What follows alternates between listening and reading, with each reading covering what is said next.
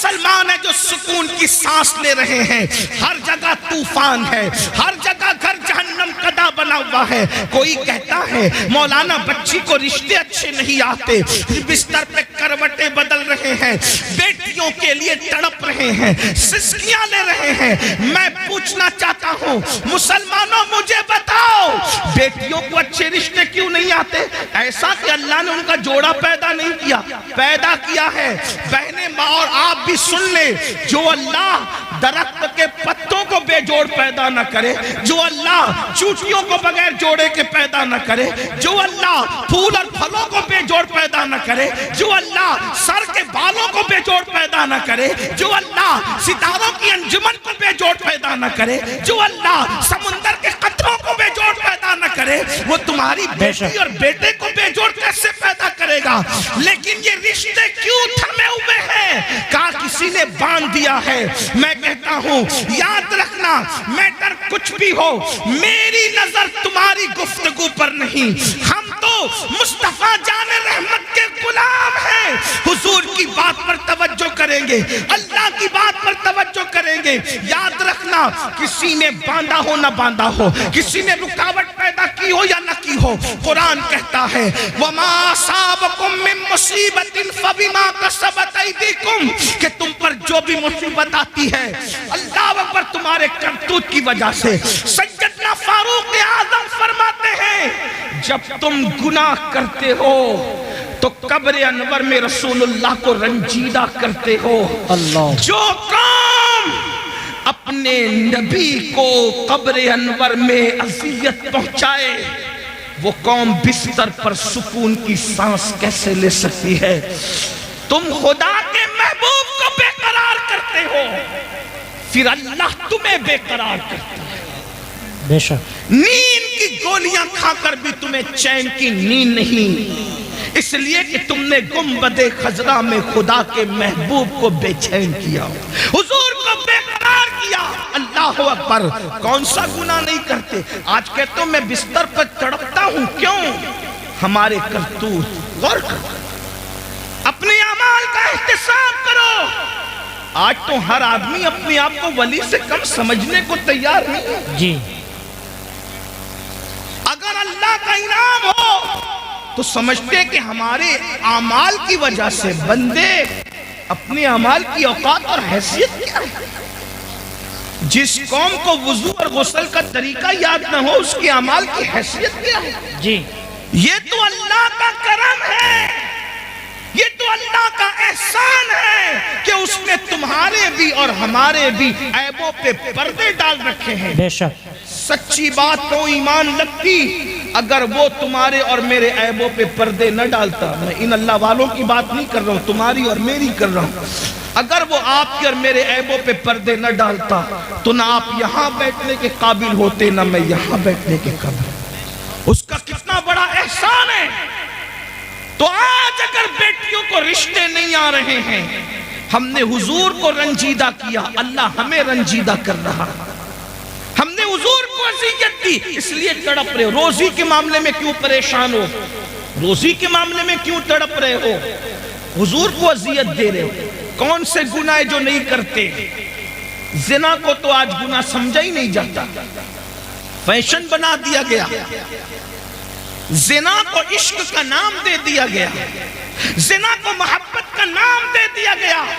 لیکن اللہ ان کانوں تک یہ آواز پہنچائے. اگر حدیث میں یہ بات نہ آتی تو شاید میں کہنے کی ہمت نہیں کرتا کہ پوری امت کو جتنا عذاب دیا جائے گا, جی پوری امت کو جتنا عذاب دیا جائے گا اس کا نصف عذاب شادی شدہ زانیوں کو دیا جائے گا. یعنی پوری امت کو جتنا عذاب, اس امت کے برابر آدھا عذاب.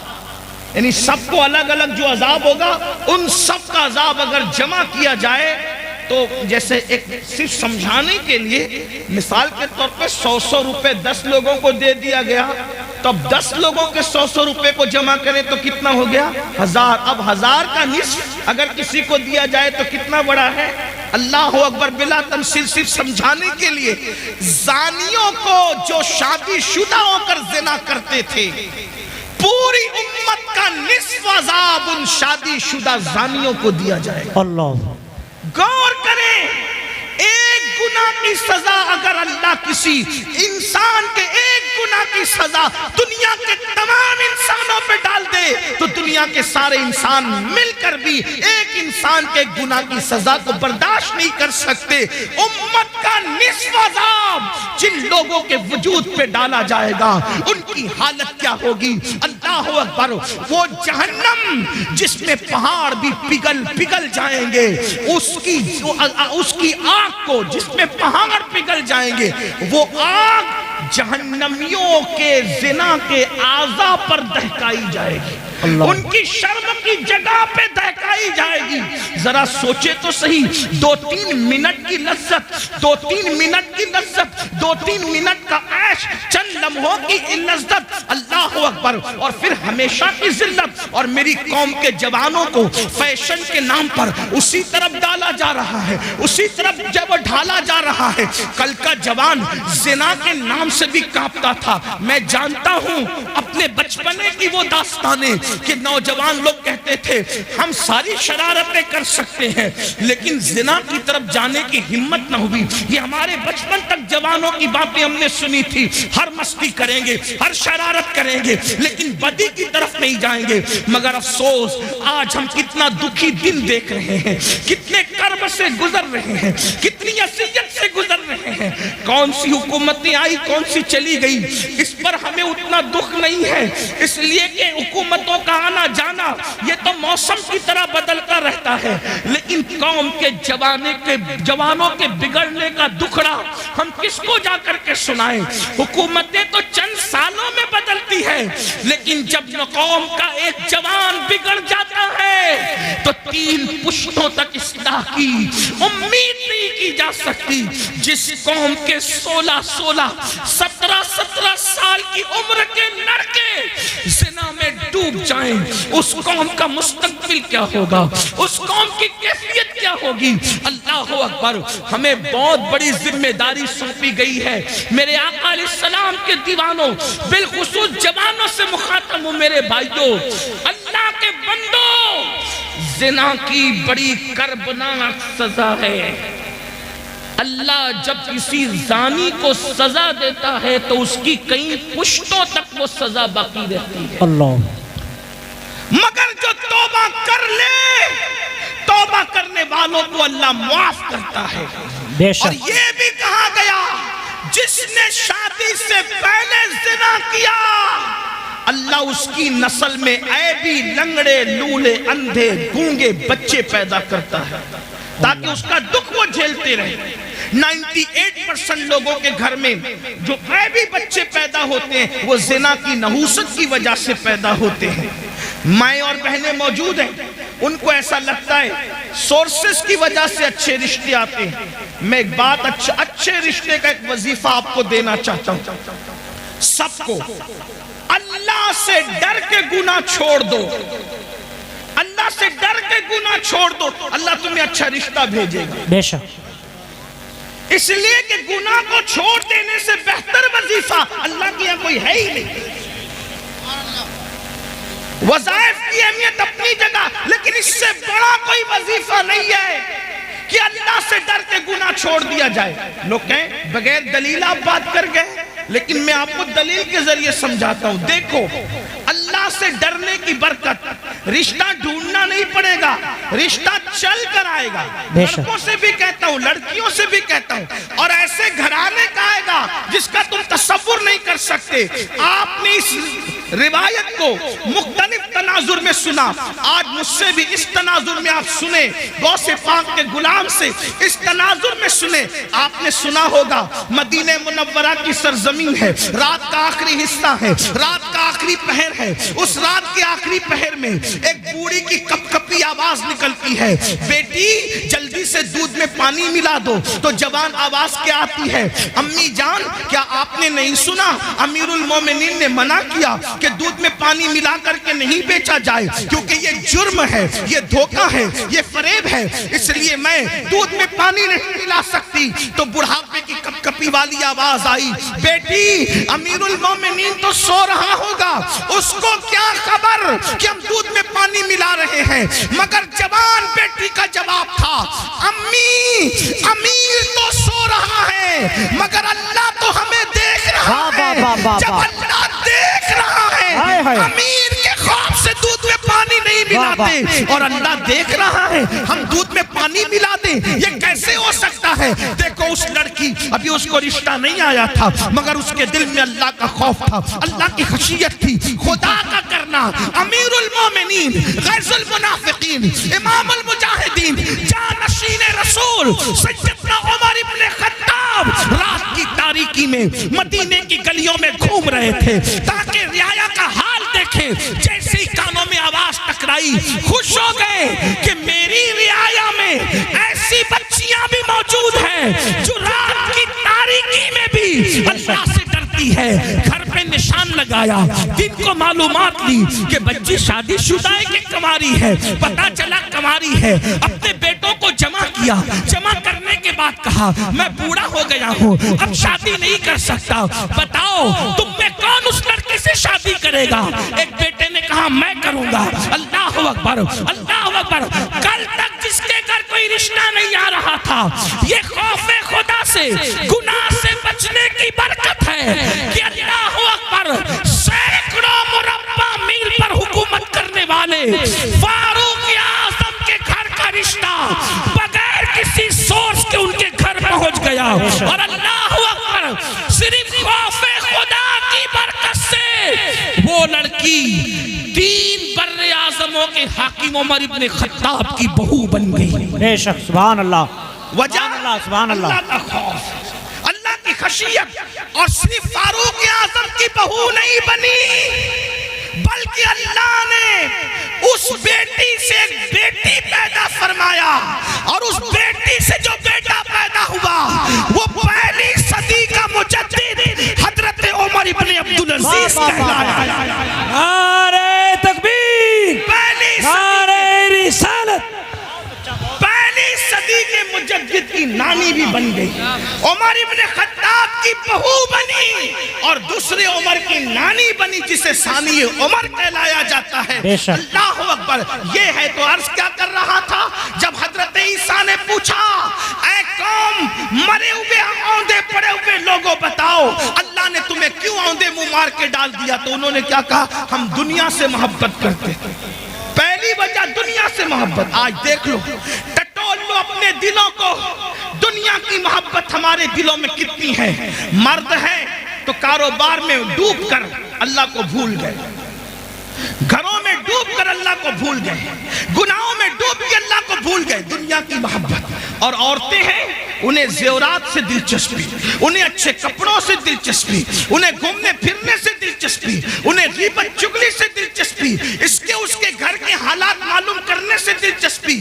میں کہتا ہوں دوسروں کے گھر کے حالات معلوم کرنے کا تجسس کرنے والوں، کبھی اپنی قبر کی بھی تو فکر کرو، کبھی اپنی قبر کا بھی تو خیال کرو۔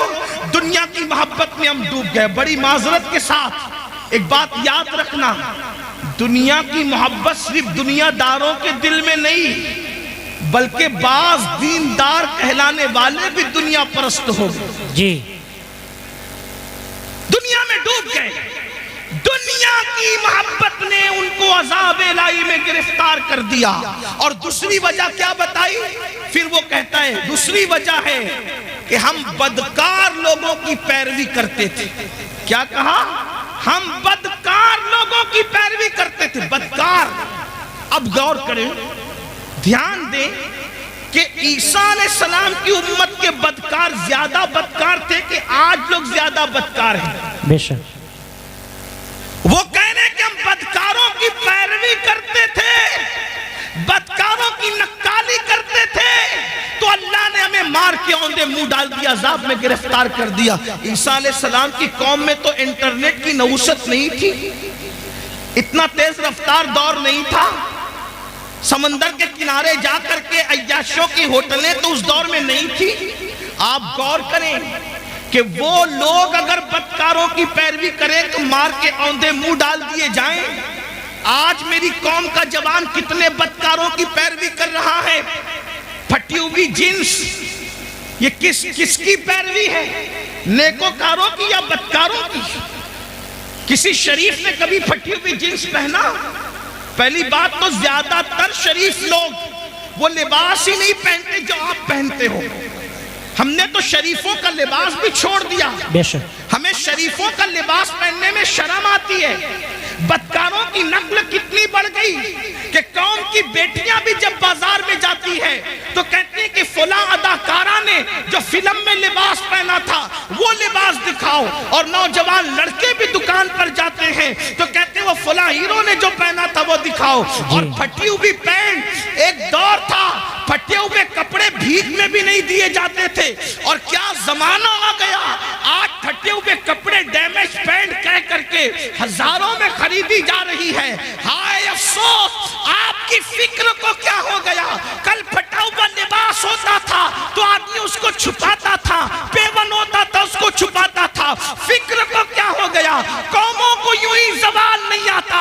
اقبال نے کہا تھا قوت فکر عمل پہلے فنا ہوتی ہے پھر کسی قوم کی شوکت۔ واہ واہ واہ، بہت اچھا، نعرہ تکبیر۔ میری قوم کے جوانوں کہاں ہو؟ کانوں میں بالیاں پہن رہے ہو، مٹک کر چلتے ہو۔ آپ سے پوچھنا چاہتا ہوں، اگر کوئی کہتے یار تو فلاں اداکار کی طرح لگ رہا ہے، اور لڑکیوں کہتے تو اداکارہ کی طرح لگ رہی ہے، وہ کیا اس کا فام ہوتا ہے اس وقت، کیا اس کا غرور اور گھمنڈ اور اطلانا ہوتا ہے؟ اس سے بڑی گالی بھی کوئی ہے؟ جی، اس سے بڑی گالی بھی کوئی ہے کہ تو اداکار دکھ رہا ہے؟ اس لیے کہ فاحشہ عورتیں زنا کرتی کراتی ہے تو چار دیواری میں چھپ کے کرتی کراتی، جن کو تم اداکار کرے وہ تو اسکرین کے سامنے آ کر کے گناہ کرتے اور زنا کرتے اور اس پہ کروڑوں روپے کماتے، اور وہ فلمیں سپر ہٹ ہوتی ہے جس میں باضابطہ طور پر ننگے سین زیادہ ہوتے۔ فکر کرو، پیروی جس کی کرو گے قیامت میں اس کے ساتھ اٹھو گے۔ عشق کا دعویٰ غوث اعظم سے، عشق کا دعویٰ غریب نواز سے، عشق کا دعویٰ امام حسین سے، پیروی کس کی؟ پھٹی ہوئی پینٹ پہن کر ننگے بننے والوں، گھٹنوں سے اوپر برمنڈے پہن کر کے سطر کے ساتھ بے ستری کرنے والوں، عورتوں پہ پاپ کی نظر ڈالنے والوں، عبرت حاصل کرو۔ فَاعْتَبِرُوا يَا أُولِي الْأَبْصَارِ، آنکھ والوں عبرت حاصل کرو۔ تم بدکاروں کی پیروی کے لیے نہیں ہو۔ نادان بدکار کی پیروی وہ کرے جس کے یہاں صدیق اکبر جیسا قائد نہ ہو، فاروق اعظم جیسا قائد نہ ہو، عثمان غنی جیسا قائد نہ ہو، مولا علی جیسا قائد نہ ہو، امام حسن جیسا قائد نہ ہو، امام حسین جیسا قائد نہ ہو، غوث اعظم جیسا قائد نہ ہو، طارق بن زیاد جیسا قائد نہ ہو، اللہ اکبر، صلاح الدین ایوبی جیسا قائد نہ ہو۔ ہمارے پاس تو ایسے اسٹارز موجود ہیں کہ لوگوں نے خواب میں بھی بہت اچھا، بہت اچھا، واہ واہ واہ، اوروں نے خواب میں بھی نہیں دیکھا ہوگا۔ خدا نے وہ ہمیں مقتدیٰ عطا فرمائے۔ جاؤ ڈھونڈ لو سارے مذاہب کی تاریخ کو، ہے کسی مذہب میں قم بسم اللہ کہہ کر مردے کو ہائے ہائے، واہ واہ واہ واہ، بہت اچھا، واہ واہ واہ، لاؤ کسی مذہب میں۔ لوگوں کے یہاں مارنے والے تو ملیں گے لیکن جلانے والا اگر کوئی ہے تو وہ مذہب اسلام ہے۔ واہ واہ واہ واہ، سبحان اللہ سبحان اللہ، اور ایسا زندہ کرنے والا کہ مردے کو بھی قم بسم اللہ کہہ کے زندہ کرتا ہے اور اللہ کے دین کو بھی نئی زندگی ہے۔ بے شک، سبحان اللہ سبحان اسی اللہ، لیے ہم ان کو محی الدین کہتے ہیں۔ جی، غوث پاک کو صرف 11ویں میں سمیٹنے کی سازش ہو رہی ہے۔ غوث پاک صرف 11ویں میں سمٹنے والی ہستی نہیں ہے، جی، ایصال ثواب کی ایک شکل ہے 11ویں، لیکن غوث اعظم کی شان یہ ہے کہ بریلی کا کلندر کہتا ہے جی، شکر کے جوش میں جو ہے وہ تجھے کیا جانے۔ جی، ہاں، میں اپنے ہوشیار ناظم صاحب اور مولانا غلام جیلانی جیسے صاحب فن لوگوں کی طرح اتنی ہمت نہیں رکھتا کہ ہر 2 جملے پہ کہوں کہ بولو سبحان اللہ. نا اب تو تمہارے عشق کا امتحان ہے کہ غوث پاک کے نام پر بریلی کی کلندر کی زبان سے کہی ہوئی بات پہ چپ رہتے ہو یا بولتے ہو؟ جب ہم اعلیٰ حضرت کا شعر پورے ہندوستان میں پڑھتے ہیں، جب ہم اعلیٰ حضرت کا شعر پورے ہندوستان میں پڑھتے لوگ چپ رہتے تو ہم کہتے اگر یوپی میں پڑھتے لوگ چپ نہ رہتے. جی ہاں، لیکن صد اللہ فاضل کے پڑوس میں رہنے والے بھی اگر شعر نہ سمجھے تو جی پھر اس پر مجھے افسوس. واہ واہ واہ. اور کہتا ہوں کہ نہ سمجھو گے تو بھی کوئی بات نہیں ہے، کیونکہ شعر کس کا ہے؟ نعت کہنا بلکہ شعر کہنا شہریار اپنی جگہ، شعر کہنا شہریار اپنی جگہ، نعت کہنے کو احمد رضا چاہیے. واہ واہ واہ واہ. سبحان اللہ سبحان اللہ. اور ہمارے مرشد خانہ ماریرہ مطارہ کی آواز آئی ہے کہ مینارے قصر رضا تو بلند کافی ہے، تم اس کے پہلے ہی زینے پہ چڑھ کے دکھلا دو. فتاوی رضویہ تو ایک کرامت ہے، خدائے کے بخششی پر. بہت اچھا. نعرہ تکبیر، نعرہ رسالت. علماء اہل سنت حضرت علامہ سید امین القادری صاحب قبلہ جشن غوث الورا. نعرہ تکبیر.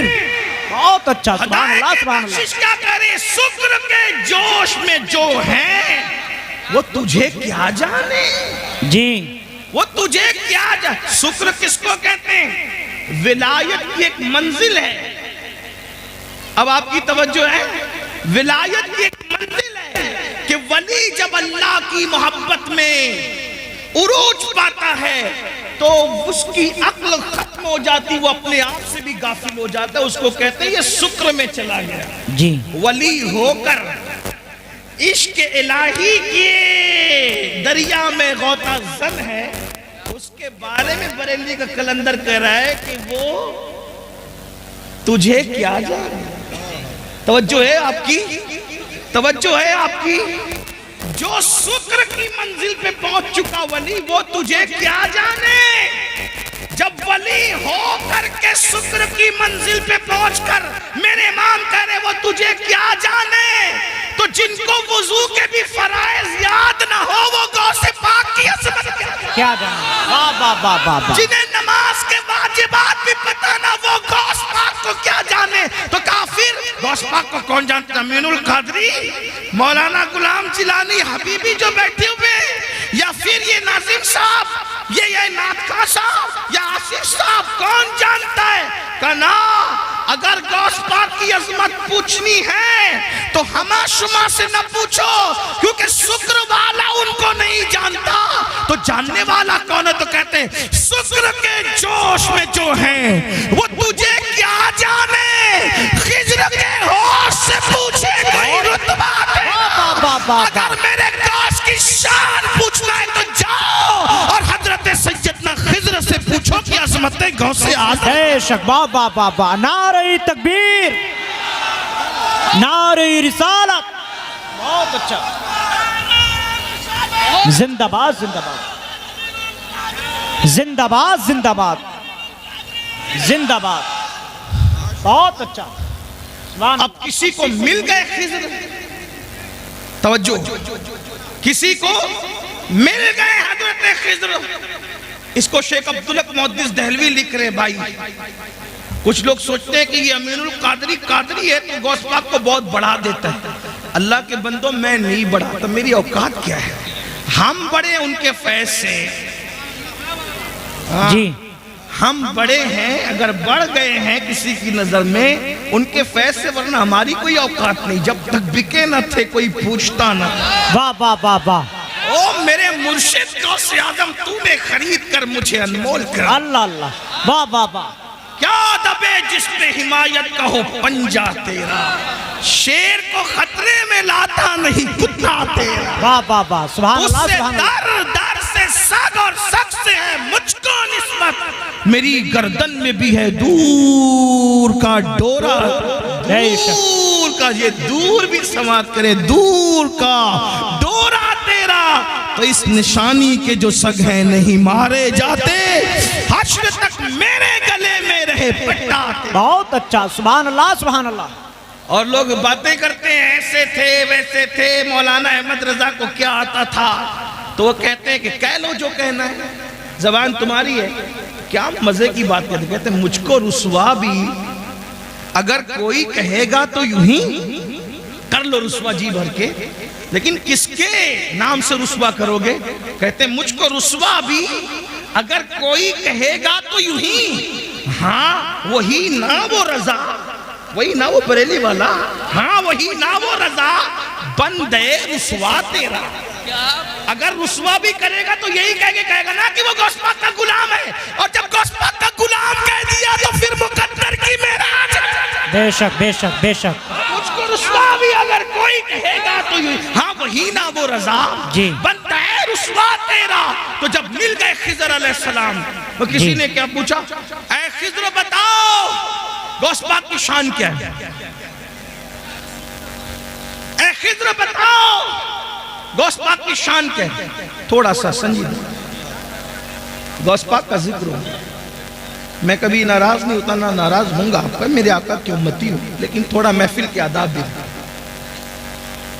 سردی کا موسم ہے، دیر سے لوگ بیٹھے ہیں، اگر کسی کو کوئی حاجت ہو تو جانے دیں۔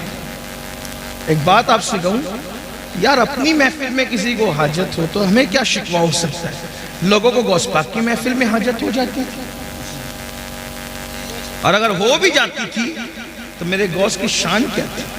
ایک مرتبہ ایک صاحب کو حاجت ہو گئی، استنجا کی حاجت ہو گئی، اسی لئے میں لوگوں سے کہتا ہوں جلسے شارٹ کیا کرو، لوگوں کی حاجتوں کا خیال کیا۔ جب لوگوں کی حاجتوں کا خیال کر کے رسول اللہ نماز مختصر کر دیتے تھے، تو لوگوں کی حاجتوں کا خیال کر کے ہم جلسہ مختصر کر دیں تو کون سے چھوٹے ہو جائیں گے؟ جب نماز مختصر کی جا سکتی ہے، لوگوں کی حاجت کا خیال ہے۔ آقا فرماتے ہیں میرا دل چاہتا ہے میں لمبی نماز پڑھاؤں، لیکن میرے پیچھے بوڑھے بھی ہوتے ہیں، بچے والی مائیں بھی ہوتی ہیں، میں ان کا خیال کر کے نماز مختصر کرتا ہوں۔ ہائے ہائے، ہاں تو ذرا میں بھی لیکن کو خیال کرتے ہوئے سردی کے موسم سے تقریر بھی مختصر ہی کر رہا ہوں، جتنی مختصر ہو سکتی۔ توجہ ہے آپ کی۔ ایک صاحب کو حاجت ہو گئی، استنجا کی حاجت ہو گئی، اور بالکل آگے بیٹھے۔ کچھ لوگوں کو آگے بیٹھنے کا شوق ہوتا ہے، آگے بیٹھے، اس لیے کہ یہ شوق بھی پہلے بڑا پرانا ہے، آگے بیٹھے۔ ہاں صحابہ کرام بھی آگے بیٹھنے کی کوشش کرتے تھے حضور کے قدموں میں، جی غوث پاک کے غلام بھی آگے بیٹھنے کی کوشش کرتے تھے۔ سب کے اپنے اپنے انداز ہوتے ہیں۔ کچھ ایسے بھی میرے بھائی ہوں گے جو انٹرنیٹ پہ بیٹھ کے گھر میں تکیے کے ساتھ لیٹ کر سن رہے ہوں، انہیں سننے کا ثواب تو ملے گا، لیکن محفل کی جو برکت ہے، میں یہ نہیں کہہ رہا انٹرنیٹ پہ نہ سنا کرو، لیکن محفل کی جو برکت ہے، جہاں 40 مومن جمع ہو جائیں ان میں ایک اللہ کا ولی ہوتا ہے۔ بے شک۔ ہاں تو تکیہ لگانے میں یہاں کا لطف کہاں آئے گا؟ اس لیے کہ یہاں کئی اولیاء خود موجود ہوں گے انشاءاللہ۔ سوچے تو صحیح، 40 میں ایک ولی ہوتا ہے، ہزاروں میں کتنے ولی ہوں گے؟ اور کسی کی نظر ہم پہ پڑ گئی تو پھر ہمارے تو وارے نیارے ہو جائیں انشاءاللہ، مقدر سمر جائے گا، کیونکہ نگاہ ولی میں وہ تاثیر دیکھی، بدلتی ہزاروں کی تقدیر دیکھی۔ اللہ اکبر۔ تو عرض یہ کر رہا تھا، ایک صاحب کو حاجت ہو گئی، غوث پاک اب بالکل بیٹھے آگے، اور مجمع کتنا؟ 70,000 غوث پاک کی محفل میں لوگ آتے تھے 70,000۔ یہ ریکارڈنگ کے لیے چند کیمرے لگے ہوئے، اس پہ پھولے نہیں سماتے لوگ، کتنے کیمرے لگے تھے ریکارڈنگ کے لیے۔ غوث پاک کی اس دور کی 900 سال محفل میں، 900 سال پہلے کی محفل میں 400 علماء قلم دوات لے کر بیٹھتے تھے اور غوث پاک کا خطاب ریکارڈ کرتے تھے، جی اس کو بے شک لکھتے بے تھے اس شک، دور میں۔ سبحان اللہ۔ 70,000 کا مجمع، اور انسان اتنے، جنات اس سے زیادہ، اولیاء پوری دنیا میں سنتے تھے جب غوث پاک خطاب کرتے تھے۔ غوث پاک ہے میرے بھائی۔ حضرت خضر سے جب پوچھنے والے نے پوچھا عبدالقادر جیلانی کیسے ہیں، تو کہا ان سے پہلے ایسا ولی نہیں ہوا، اور ان کے بعد قیامت تک ایسا ولی امام مہدی تک نہیں ہو سکتا۔ یہ شان ہے، یہ شان ہے غوث پاک کی، امام مہدی کے دور تک ایسا ولی اب نہیں آئے گا۔ یہ شان غوثیت نام ہے۔ میرے امام کہتے ہیں تو اپنے وقت کا صدیق اکبر، توجہ، تو اپنے وقت کا صدیق اکبر، غنیو حیدرو عادل یا غوث، اور کہتے کوئی سالک ہے یا واصل یا غوث۔ سالک اور واصل کا مطلب، سالک اس کو کہتے ہیں جو ولایت کے رستے پہ ابھی چل رہا ہو، منزلیں طے کر رہا ہو، اور واصل اس کو کہتے ہیں جو ولایت کی منزل پر پہنچ گیا ہو۔ ہمارے اہل سنت کے عقیدے میں غوث اعظم کیا کہتے ہیں؟ کوئی سالک ہو یا واصل ہو یا غوث، وہ کچھ بھی ہے، تیرا سائل ہے یا غوث۔ بے شک بے شک، کچھ بھی ہو جائے غوث پاک کا منگتا ہی ہے، غوث پاک کے در پر ہاتھ ہی پھیلا رہا ہے وہ۔ یہ شان ہے غوثیت میں آپ کی۔ تو میں بات پوری کر دوں، بات مکمل کر دوں، کیا عرض کر رہا تھا؟ اللہ اکبر۔ ایک صاحب کو حاجت تھی، غوث پاک صاحب کشف تھے۔ کشف یعنی اللہ نے ان کو دل میں ایسی چمک دی تھی کہ وہ دلوں کے حالات جان لیتے تھے، اور کشف کے بارے میں سب اقوال موجود ہے، میں اس کی کوئی تشریح نہیں کر رہا ہوں، صرف عوام کے فہم کے حساب سے بات میں نے بتا دی۔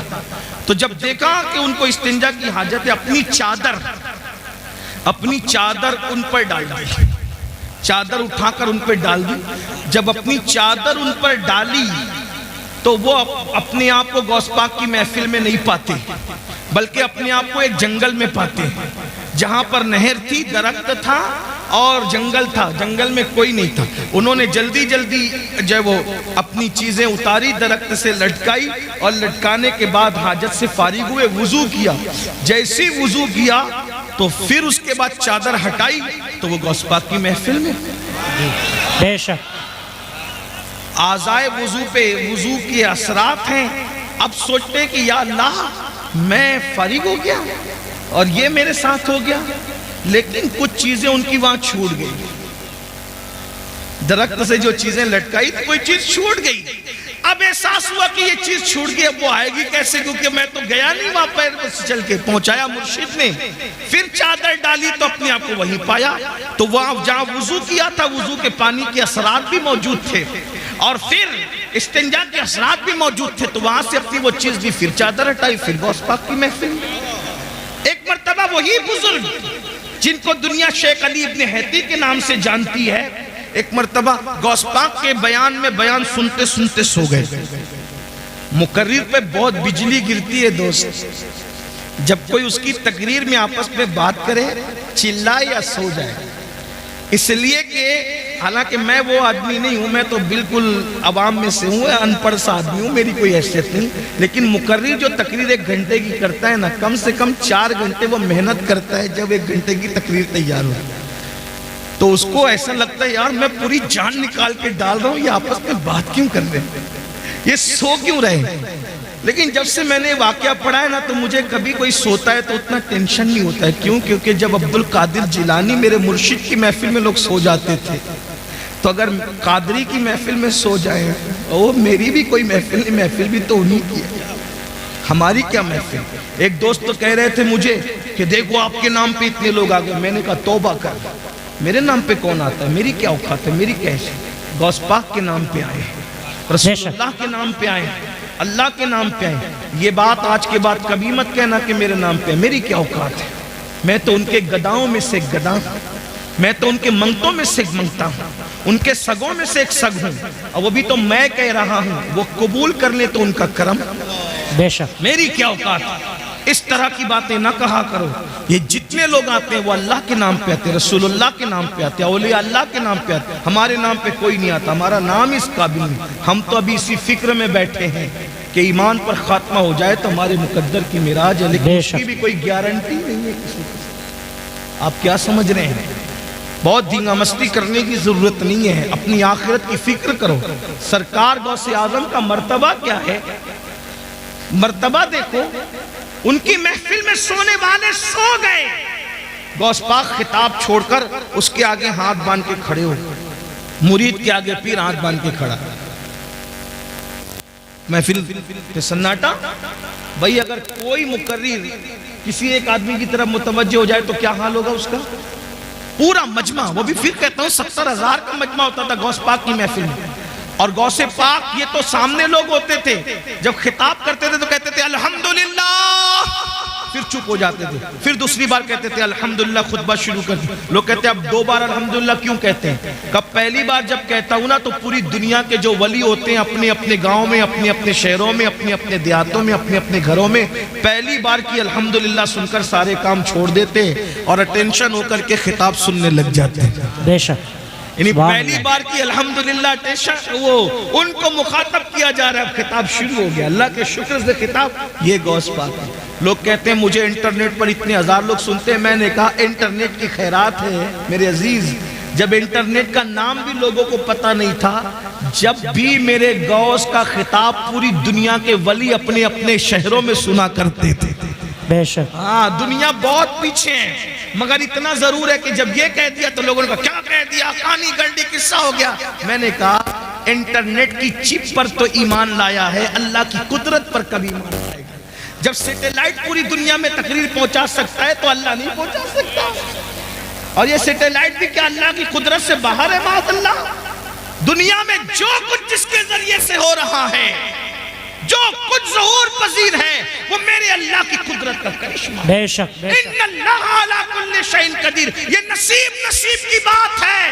کوئی سیٹلائٹ کی طاقت کو مان گیا اور کوئی اللہ کی قدرت کو مان کے کہتا ہے کہ اللہ وہ ہے جس نے عبد القادر کا خطاب بغیر کسی ذریعے کے پوری دنیا کے ولیوں کو سنوا دیا۔ بے شک، سبحان اللہ اللہ، کی قدرت ہے یہ، جو کچھ ہے وہ اللہ کی قدرت ہے۔ تو بہرحال سرکار غوث اعظم نے دیکھا ایک بندہ سو رہا ہے، اور وہ کون ہے؟ حضرت سیدنا شیخ علی ابن ہیتی ہے۔ وہ سو رہے تھے، آپ نے ہاتھ باندھ کر کھڑے ہو گئے، دیر تک کھڑے رہے ہاتھ باندھ کر۔ جب شیخ کی آنکھ کھلی، مرشد کو ہاتھ باندھ کے کھڑے دیکھا، پورا مجمع سناٹے میں پریشان، یہ بھی پریشان۔ جب پھر خطاب شروع ہو گیا، خطاب پورا ہو گیا۔ جب خطاب پورا ہو گیا تو لوگوں کے اندر چیمے گوئیاں ہونے لگی، بھئی کچھ بھی بات ہوتی ہے تو بات تو ہوتی ہے، تو یہ حضرت نے آج کیسے کی، حضرت نے آج کیسے کی؟ آخر کسی نے پوچھ لیا حضور آپ شیخ کے سامنے ہاتھ باندھ کے، مرید اور خلیفہ کے سامنے ہاتھ باندھ کے کھڑے تھے؟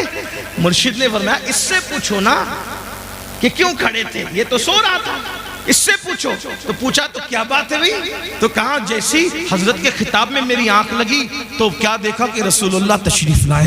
بے شک، سبحان اللہ، سبحان اللہ۔ اس محفل میں حضور تشریف لائے ہیں۔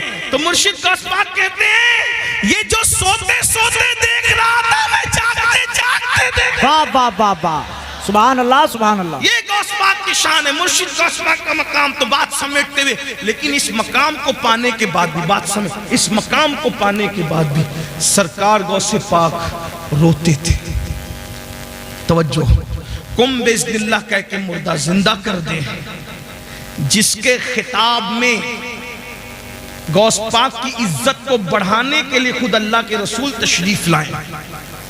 سوچیں کیا ذات ہوگی جس کے خطاب کی محفل کی عزت بڑھانے کے لیے حضور آئے، خضر آئے، موسیٰ علیہ السلام آئے، انبیاء آئے، مولا علی آئے۔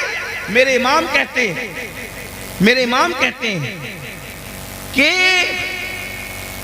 اولیاء کیا خود حضور آئے، وہ تیری واز کی محفل ہے یا غوث، وہ تیری واز کی محفل ہے یا غوث، یہ شان ہے۔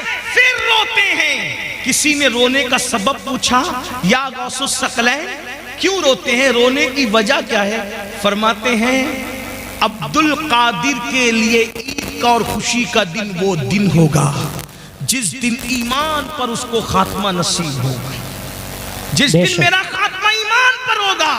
اور غوث پاک فرماتے ہیں جو ایمان پر خاتمے کی فکر نہ کرے، توجہ کر لیں، جو ایمان پر خاتمے کی فکر نہ کرے، غوث اعظم فرماتے ڈر ہے کہ جب مرے گا تو اس کا خاتمہ خراب ہو جائے گا، اس کا خاتمہ کفر پر ہوگا۔ دعاؤں کے اندر دکانیں مانگنے والوں، دعاؤں کے اندر مکان مانگنے والوں، دعاؤں کے اندر دنیاوی چیزیں مانگنے والوں، مانگو منع نہیں کرتے، لیکن کیا ایمان پر خاتمے کی بھی فکر ہے؟ ایمان پر خاتمے کی بھی فکر کرتے ہیں؟ تو وہ جو میں روایت بیان کرنے چلا تھا اس کو اینڈ کر دوں۔ اللہ اکبر۔ تو جب سرکار عیسیٰ علیہ السلام نے آواز لگائی کہ بتاؤ تم کو عذاب میں کیوں گرفتار کر دیا گیا، تو دو چیزیں بیان کی گئی۔ نمبر ایک، ہم دنیا کی محبت میں گرفتار تھے، اور نمبر دو، ہم بدکاروں کی پیروی کیا کرتے تھے۔ بدکار لوگوں کی، اس لیے کہتا ہوں بدکاروں کی پیروی نہ کرو، نیکوکار لوگوں کی پیروی کرو، اس لیے کہ بدکاروں کی پیروی کرو گے تو کانوں میں ایئر فون لگا کر گانے سنو گے، مٹک مٹک کر کے چلو گے، مٹک مٹک اترا اترا کر کے چلو گے۔ اللہ اکبر۔ اور میرے آقا فرماتے ہیں جس نے اپنے کانوں سے گانا سنا ہوگا قیامت کے دن اس کے کان میں آگ کا سیسا پگھلا کر کے ڈالا جائے گا۔ بدکاروں کی پیروی نہ کرو، نیکوکاروں کی کرو۔ نیکوکار لوگ قرآن کی تلاوت سنتے ہیں، نیکوکار لوگ نعتیں سنتے ہیں، بدکاروں کو آئیڈیل نہ بناؤ۔ میرے آقا علیہ السلام کے دیوانوں، ہم لوگ اس پہ نعرہ لگاتے ہیں کہ 40 سال غوث پاک کے ایسے گزرے کہ عشاء کے وضو سے آپ نے فجر کی نماز پڑھی، ہر رات وضو کرتے تھے اور عشاء اس کی وضو سے ہی فجر پڑھتے تھے، یعنی پوری رات آپ عبادت میں رہتے تھے۔ میں کہتا ہوں کم سے کم غوث پاک کو آئیڈیل بنا لو، اور آپ اور ہم عشاء کے وضو سے فجر نہیں پڑھ سکتے، کم سے کم قادری ہونے کی نسبت سے عشاء کے وضو سے عشاء ہی پڑھا کریں اور فجر کے وضو سے فجر ہی پڑھا کریں۔ میرے بھائیوں، موت آنے والی ہے، گھاٹی سے گزرنا ہے، قبر میں جانا ہے۔ قبر میں نہ کسی کی دادا گیری چلے گی، نہ کسی کی بابا گیری چلے گی، کچھ نہیں چلے گا۔ قبر میں تو کروٹ بھی نہیں بدل سکتے۔ بدکاروں کو آئیڈیل بنانے والوں، آج اگر ڈائلاگ بازی بھی، گفتگو میں بھی ڈائلاگ بازیاں ہوتی ہے تو ہیرو کے اسٹائل میں بات کرنے کا طریقہ بھی ہیرو۔ میں کہتا ہوں کیا رسول اللہ کا طریقہ نبھایا؟ معاذ اللہ۔ اللہ اکبر۔ جس کی سیرت بھی بے مثال، جس کی صورت بھی بے مثال، اللہ اللہ کہا جاتا ہے۔ حضرت استاد زمن نے یا مولانا حسن نے کہا، حضرت مولانا حسن بریلوی نے کہا تھا کہ تیری سیرت، تیری صورت زمانے سے نرالی ہے، تیری سیرت، تیری صورت زمانے سے نرالی ہے، تیری ہر ہر ادا پیارے دلیل بے مثالی ہے۔ میرے بھائیوں، آئیڈیل بنانا ہے تو اللہ والوں کو بناؤ، اللہ والوں کے طریقے پہ چلو، ان کے نقش قدم پر چلو، بدکاروں کو آئیڈیل نہ بناؤ۔ عذاب میں گرفتار ہو کر کے اللہ اکبر اوندے پڑے رہ گئے، اور پھر سرکار عیسیٰ علیہ السلام کہتے ہیں یہ تمہارے جو دوسرے لوگ مردہ پڑے ہیں یہ کیوں نہیں بولتے اور تم کیوں بول رہے ہو؟ تو اس نے کہا حضور دراصل یہ اس لیے نہیں بولتے کہ اللہ کے فرشتوں نے ان کے منہ کو آگ کی لگام سے جکڑ دیا ہے، اب یہ کلام نہیں کر سکیں گے، یہ بات نہیں کر سکتے، ان کے منہ آگ کی لگام سے جکڑے گئے ہیں۔ اللہ اکبر۔ پھر آپ نے فرمایا کہ تو کیوں بول رہا ہے؟ اس نے کہا میں ان لوگوں میں سے نہیں ہوں، حقیقت میں ان لوگوں میں سے نہیں ہوں۔ جب ان پر عذاب نازل ہوا تو میں ان کے ساتھ بیٹھا ہوا تھا، یعنی میں مجرم نہیں ہوں۔ عذاب نازل ہوا تو ان کی صحبت میں بیٹھا ہوا تھا، ان کی صحبت کی وجہ سے مجھ پر بھی اللہ کا عذاب آ گیا، یعنی مجرم نہ ہو کر صرف گنہگاروں کی دوستی اور صحبت کی وجہ سے میں بھی اللہ کے عذاب میں گرفتار ہو گیا۔ اور وہ کہتا ہے عیسیٰ دعا کرے کہ میرے لیے نجات ہو، کیونکہ اللہ نے مجھے جہنم کے کنارے پر الٹا لٹکا دیا ہے، اور اب میں نہیں جانتا کہ مجھے جہنم میں ڈالا جائے گا یا مجھے چھوڑ دیا جائے گا۔ آپ مجھے بتاؤ میرے بھائیوں، جو گنہگاروں کی صحبت میں رہے ان پر بھی عذاب آتا ہے۔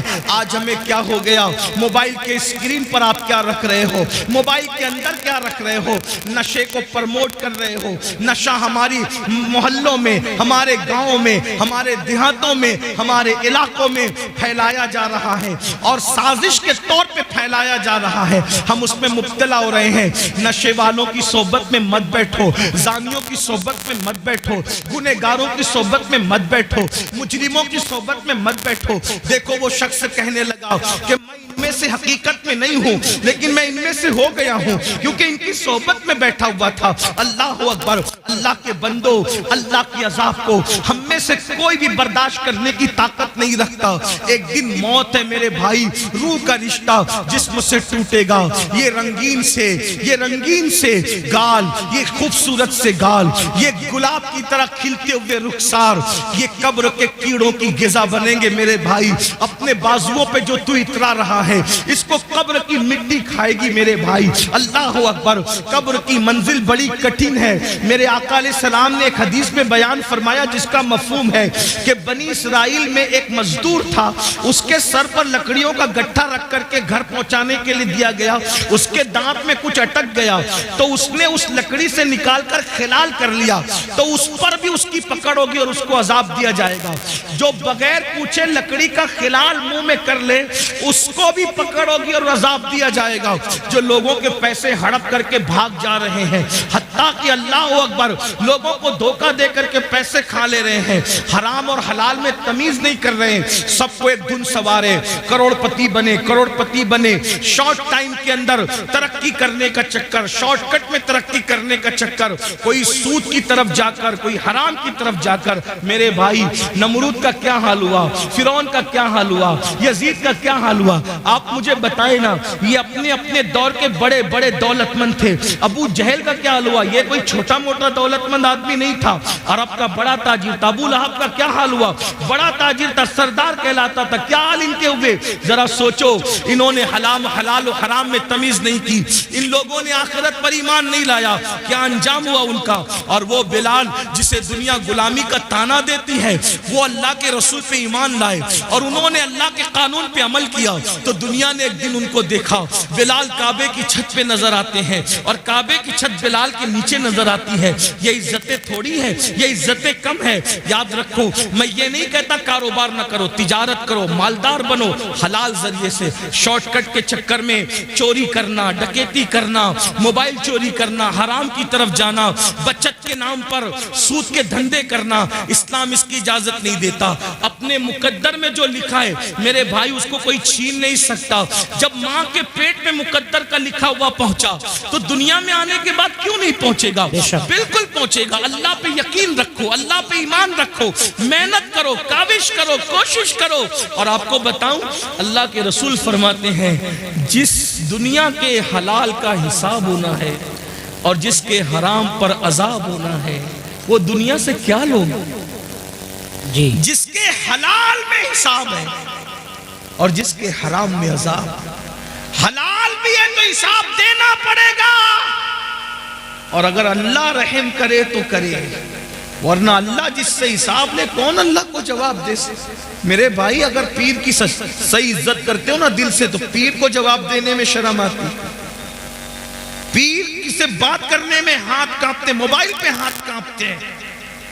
ہم نے اپنے مرشد اجازت کو جب بھی فون کیا ہاتھ کانپے، کیسے بات کریں، کیا بات کریں، بے ادبی نہ ہو جائے۔ اگر مرشد سے صحیح محبت ہو تو اس کو جواب دینے میں زبان کانپتی ہے، اللہ کو کیا جواب دیں؟ وہ اللہ جو کہتا ہے وَتُكَلِّمُنَا أَيْدِيهِمْ وَتَشْهَدُ أَرْجُلُهُمْ بِمَا كَانُوا يَكْسِبُونَ، منہ پہ مہر لگائے گا، اعضا کلام کرے گا۔ اللہ کہاں ہو؟ مرنا ہے، یہ دنیا میں ہمیشہ کون رہا جو ہم رہیں گے؟ آخرت کی تیاری کرو، اللہ کی بارگاہ میں حساب نہیں دے سکتے، دعا کرو بے حساب بخشے جائیں۔ غوث پاک جن کا ذکر آپ نے سنا، کعبے کا گلاب پکڑ کے کہتے اللہ، اگر عبد القادر کی اعمال تیری بارگاہ میں قبولیت کے لائق نہیں ہے تو قیامت میں عبد القادر کو اندھا اٹھانا۔ یہ وہ لوگوں کی خشیت۔ غوث اعظم داڑھی پکڑ کر راتوں کو روتے اللہ کے خوف سے۔ آپ دیکھیں، غوث پاک نے اپنا کوئی گھر نہیں بنا، بہت مالدار تھے غوث پاک، روزانہ نیا لباس پہنتے تھے اور اتنا قیمتی پہنتے تھے کہ اتنا بادشاہ وقت کو بھی میسر نہیں آتا تھا، اتنا قیمتی پہنتے۔ راتوں کو روتے داڑھی پکڑ کے، اللہ میں تیری بارگاہ کے اندر جو وہ کیا جواب دوں گا جب تو مجھ سے سوال پوچھے گا، حساب لے گا، کیا جواب؟ اور یہ نیا نفس کے لیے نہیں پہنتے تھے، بہانہ تھا، آج میں پہنوں گا کل کسی غریب کو پہنا دوں گا، اس نیت سے نیا پہنتے تھے۔ جی بے شک، یہ فکر تھی۔ فرماتے ہیں کہ نیکیوں کے دفتر کو میں نے الٹ پلٹ کر دیکھا، کھانا کھلانے سے بڑی کوئی نیکی مجھے نظر نہ آئی۔ سرکار غوث اعظم فرماتے ہیں میرا دل چاہتا ہے کہ میں اللہ کی مخلوق کو کھلاتا رہوں، کھلانے میں بڑی دلچسپی تھی۔ خدا نے ان کی یہ تمنا یوں پوری کی کہ 11ویں کے نام پہ آج بھی دنیا کھاتی نظر آ رہی ہے۔ سبحان اللہ، سبحان اللہ۔ ہر ولی کا عرس تاریخ پر منایا جاتا ہے، لیکن یہ کیا غوث اعظم ہے، 17 تاریخ کو کرو تو 11ویں ہی ہے، 15 کو کرو تو 11ویں ہی ہے، 21 کو کرو تو بھی 11ویں ہے، 20 کو کرو تو بھی 11ویں ہے۔ ارے ابھی 11ویں کا مہینہ نہیں ہے لیکن پھر بھی غوث اعظم کی محفل سجی ہوئی ہے۔ واہ واہ واہ واہ، سبحان اللہ، سبحان اللہ۔ ہے لیکن پھر بھی وہ روتے تھے. ہم جرائم کر کے بھی ہمیں رونا نہیں آتا. آخرت کے بارے میں ہم لوگ کیا سوچتے, ارے مولانا چھوڑو, یہ مولانا لوگ کی پرانی سب باتیں ہیں اور جو ہوگا دیکھا جائے گا. اللہ کریم ہے بخش دے گا, اللہ رحیم ہے بخش دے گا, اللہ غفار ہے بخش دے گا. میں نے کہا بالکل وہ کریم بھی ہے, رحیم بھی ہے, غفار بھی ہے, لیکن یہ مطلب نہیں ہے جو آپ مطلب نکالنے. رحیم کریم غفار بے شک ہے. کیوں؟ سیدہ عائشہ صدیقہ کو نہیں پتا تھا کہ وہ غفار ہے. سیدہ عائشہ صدیقہ کون ہے؟ جس کے بستر پہ قرآن نازل ہوتا ہے وہ اماں عائشہ صدیقہ ہے. جب مغفرت کی دعا کرتے ہوئے روتی تھی تو دوپٹے سے آنسو پوچھتے پوچھتے دوپٹہ بھیگ جاتا تھا. صبح کو دوپٹہ ایسے نچوڑا جاتا تھا جیسے کپڑے دھل کے نچوڑے جاتے پانی کے بعد. اماں عائشہ کے آنسو ایسے نچوڑے جاتے تھے. کوئی مبالغہ نہیں کر رہا, ان کی سیرت پڑھ کے دیکھ لیں. میری بہنوں کا حال یہ ہے کہ اللہ اکبر, اللہ اکبر, لا الہ الا اللہ. معافی چاہتا ہوں اپنی بہنوں سے, برا مت ماننا. یہ واعظ و نصیحت کی محفل ہے, اس میں حق بات کہی جائے گی. ناپاکی کے عالم میں بچے کی ولادت کے بعد 40 دن تک نمازیں چھوڑ دیتی ہے. 8 دن تک کے پاک ہونے کے بعد بھی ناپاکی بغیر غسل کے رہتی ہے.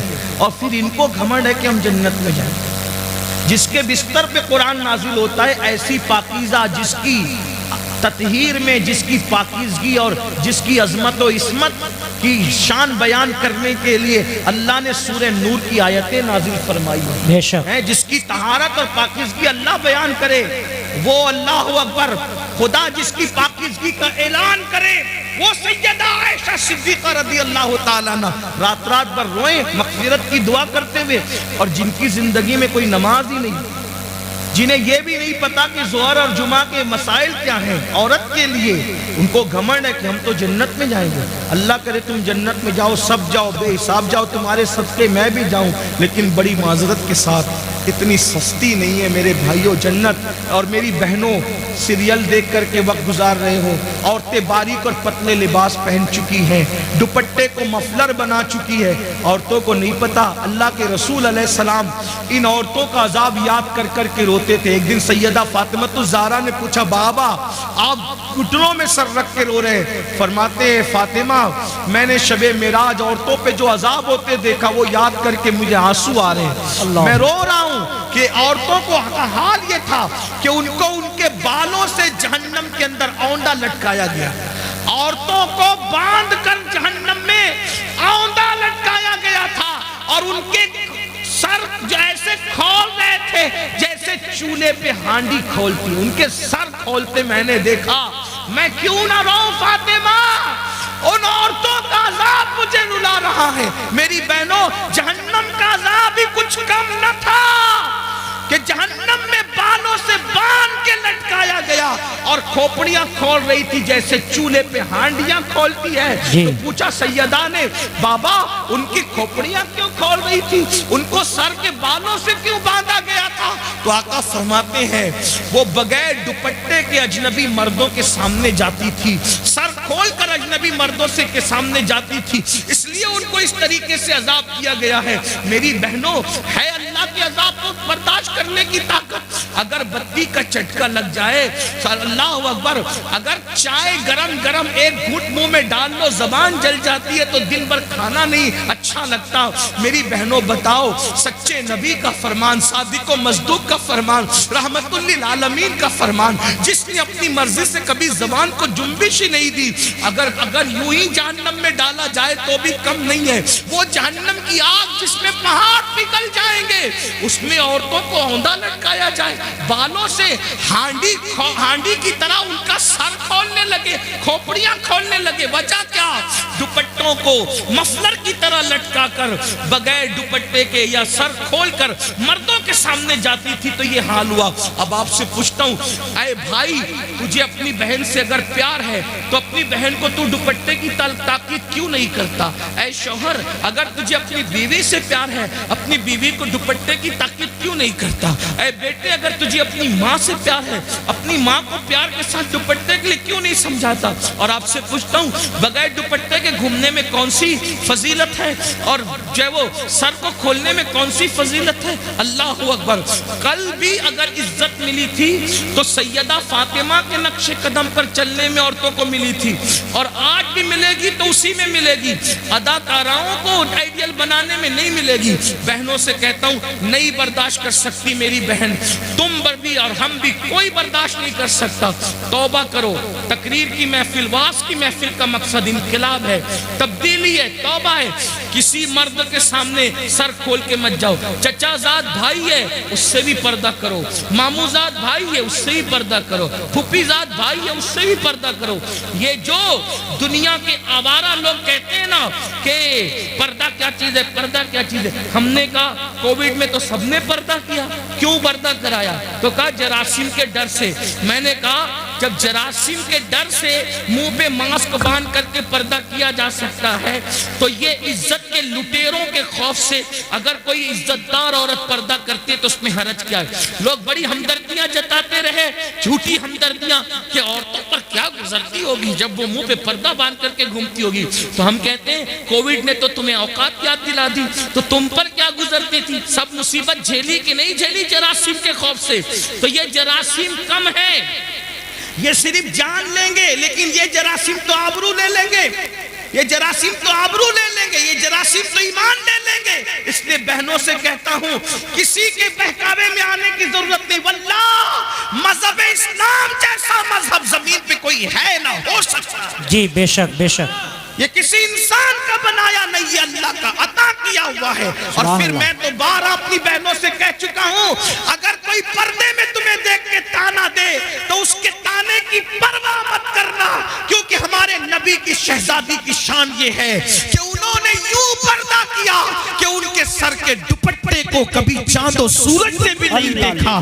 میرے امام کہتے ہیں جس کا آنچل نہ دیکھا مہو مہر نے اس ردائے نزاہت پہ لاکھوں سلام. اور جاتے جاتے بہنوں کو اتنا ضرور، حالانکہ یہ بہنیں ایسی نہیں ہیں، ہندوستان کی عورتیں ایسی نہیں ہیں، لیکن جہاں تک آواز پہنچنی ہے اللہ میری آواز پہنچا دے.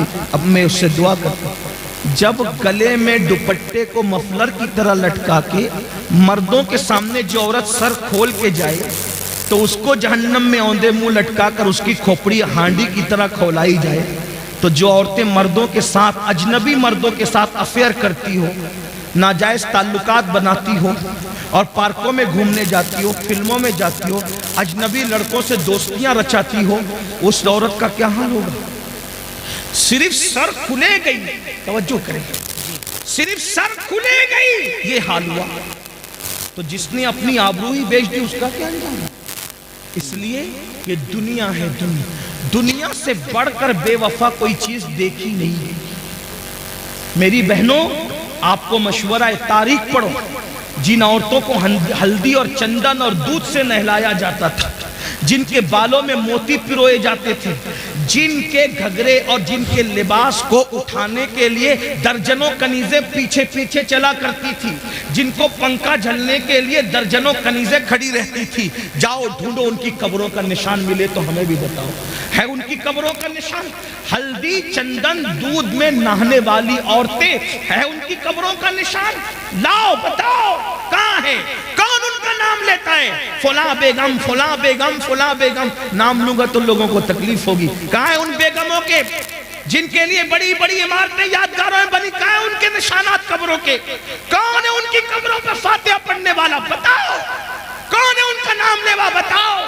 کچھ نہیں بچا لیکن وہ سیدہ کائنات، وہ مخدومہ کائنات، وہ ملکہ فردوس بری، وہ حسنین کی امی جس کے گھر میں 3 مہینے تک چولہے نہیں جلتے تھے، جس نے 17 پیون والا دوپٹہ پہنا، جب تقوی اور پرہیزگاری اختیار کی خدا نے وہ مقام عطا کیا کہ آج بھی جمعہ کا خطیب جب تک نام فاطمہ نہیں لیتا اس وقت تک خطبہ مکمل نہیں. بے شک. سبحان اللہ سبحان اللہ.